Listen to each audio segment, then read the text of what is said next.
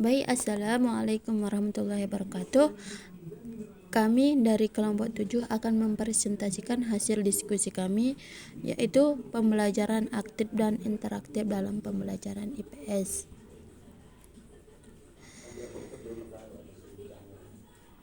Model pembelajaran IPS aktif dan interaktif dalam pembelajaran IPS.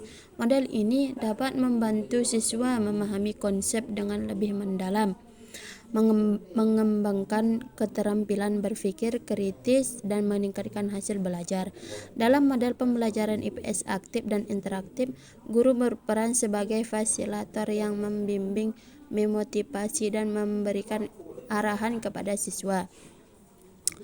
Menciptakan suasana yang menyenangkan, menggunakan media pembelajaran yang menarik, membantu kelompok diskusi, memberikan kesempatan siswa untuk membaca, menulis, dan mengajukan pertanyaan, memberikan siswa untuk bekerja sama, menyelesaikan tugas, memberikan kesempatan siswa untuk memberikan kritik, menambah atau memberikan masukan. Model pembelajaran interaktif dalam IPS. Kegiatan pembelajaran adalah merupakan interaksi antar komponen pembelajaran sehingga menciptakan interaksi edukatif. Komponen pembelajaran tersebut diantaranya adalah guru, siswa, materi pembelajaran, metode dan media pembelajaran, sumber belajar, dan tujuan pembelajaran. Guru memiliki tugas dalam mendaya gunakan setiap komponen pembelajaran tersebut agar terjadi interaksi fungsional, agar pembelajaran berlangsung efektif dan efisien. Artinya komponen-komponen tersebut berdaya guna dalam proses dan hasil belajar siswa, dan akan dilanjutkan oleh pemateri kedua. 7 karakteristik kegiatan pembelajaran yang memiliki nuansa interaksi edukatif, yaitu berikut ini. Yang pertama, rumusan tujuan pembelajaran jelas atau operasional yang hendak dicapai melalui kegiatan pembelajaran. Yang kedua, materi pembelajaran dibahas secara sistematis dalam kegiatan pembelajaran. Ketiga, guru meningkatkan minat dan motivasi belajar siswa sehingga setiap siswa terlibat aktif dalam kegiatan pembelajaran. Yang keempat, guru memiliki kualifikasi dan kompetensi sebagai pendidik. Yang kelima, metode pembelajaran yang relevan untuk mencapai tujuan pembelajaran. Yang keenam, menggunakan sumber belajar baik berupa media pembelajaran maupun sumber materi.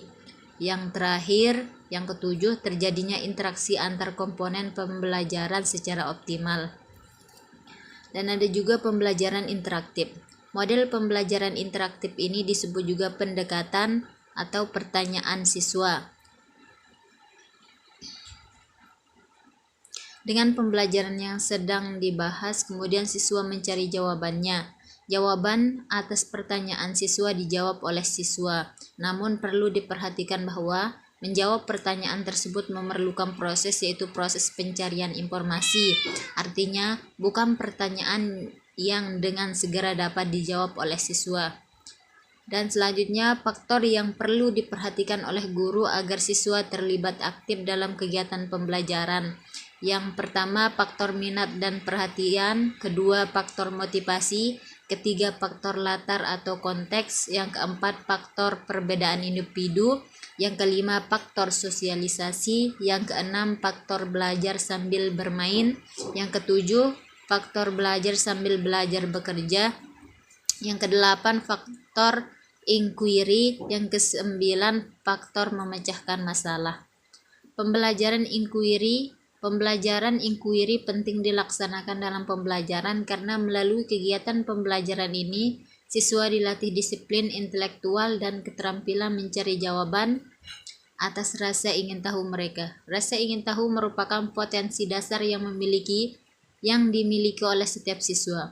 Untuk itu, guru memiliki tugas untuk mengembangkan potensi tersebut melalui kegiatan pembelajaran. Dan di sini langkah-langkah dalam pembelajaran inquiry.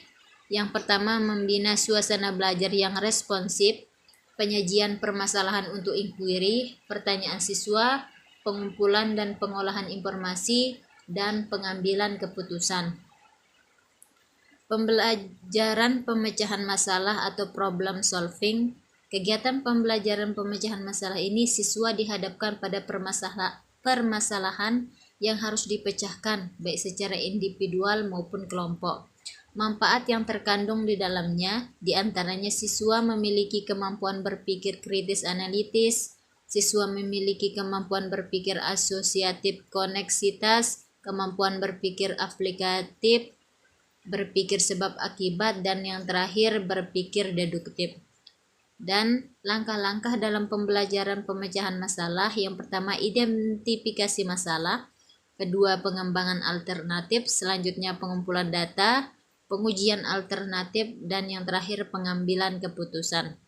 Nah, di sini dapat dilihat langkah-langkah model pembelajaran interaktif seperti yang ada di gambar ini. Pertama, persiapan, pengetahuan awal, pertanyaan siswa, penyelidikan, pengetahuan akhir, refleksi, dan selanjutnya terdapat perbandingan dan pertanyaan susulan. Dan penggunaan pembelajaran dalam IPS. Yang pertama, sumber belajar. Sumber belajar adalah segala sesuatu yang dapat dipergunakan sebagai tempat atau asal untuk belajar seseorang.